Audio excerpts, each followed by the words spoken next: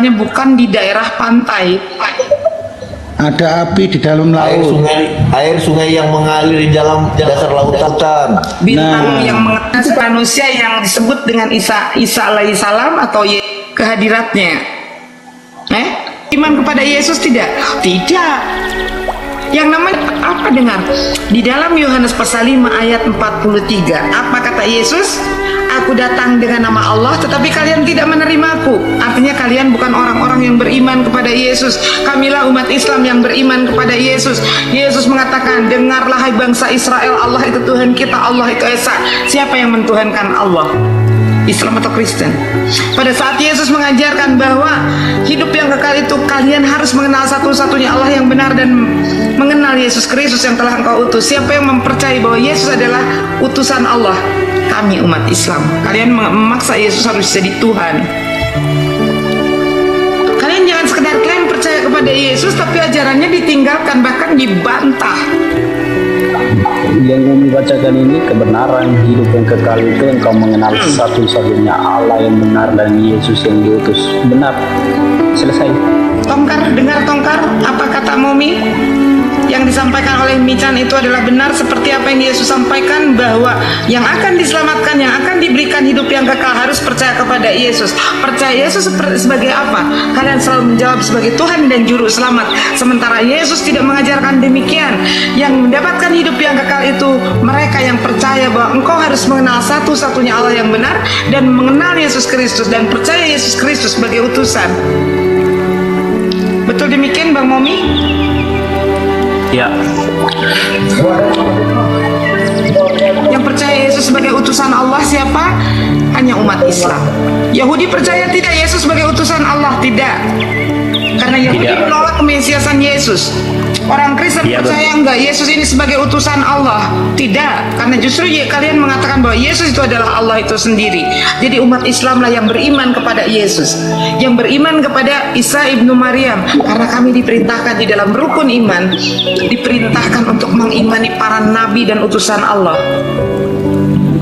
Kalau bawa ke kalau bawa ke Yahudi tidak menerima kemesiasan Yesus. Jadi di situ jelas Yahudi tidak percaya Mesiasnya Yesus. Jadi Yahudi hanya mempertahankan apa yang mereka jalani sebelum Yesus datang, itu saja.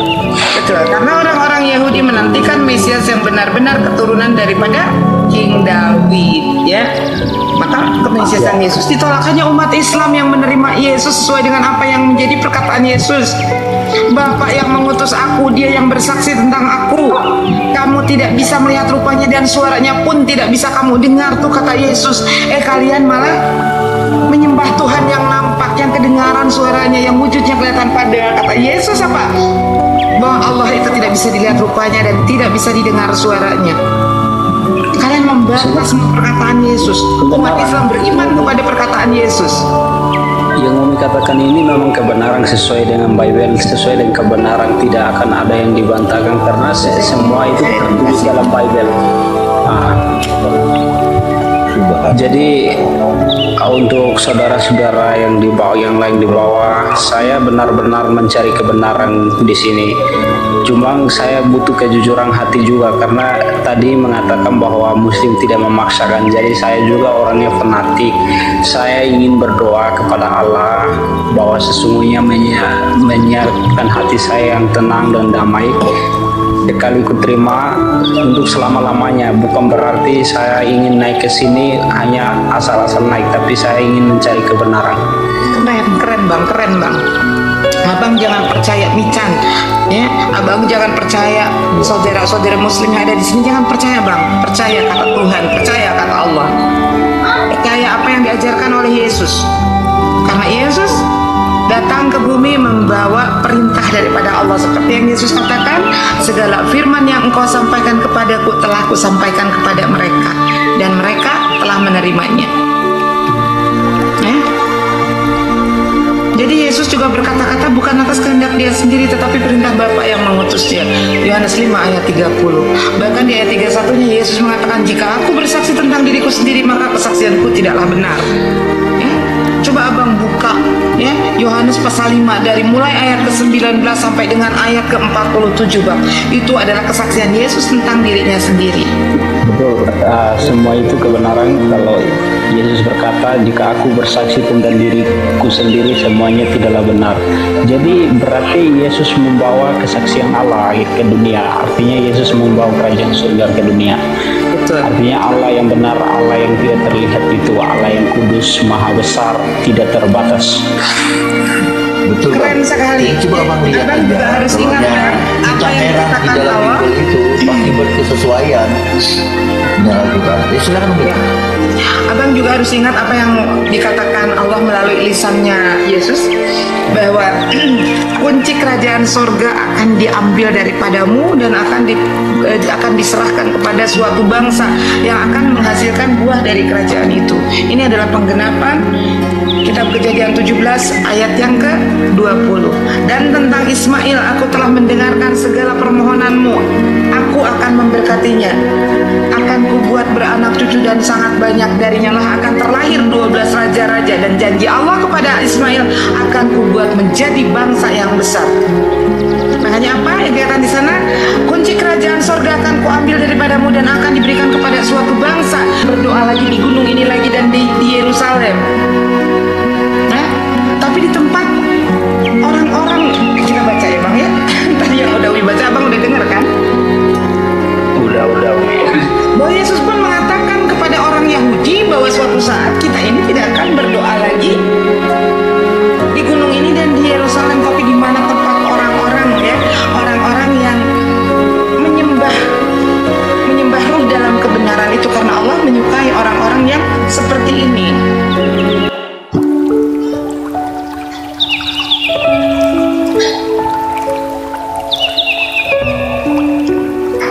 Ciciku jazakumullah khairan katsiran.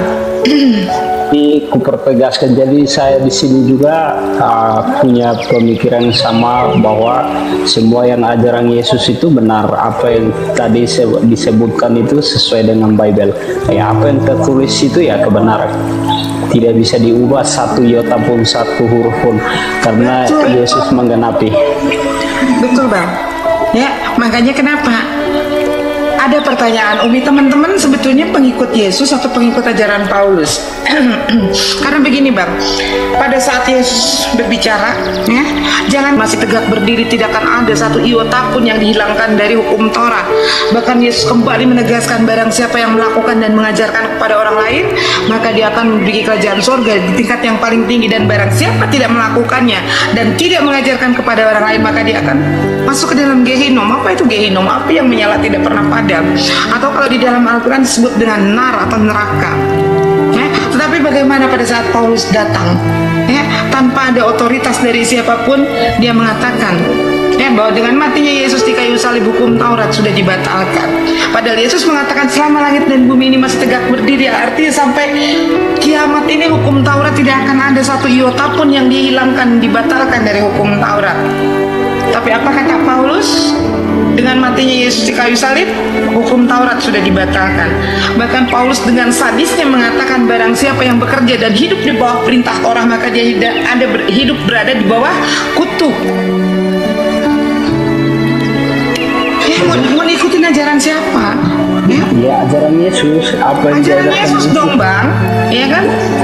Sekarang coba di dalam The Ten Commandment, di dalam 10 perintah Torah atau di dalam 10 perintah Tuhan, apa aja isinya bang?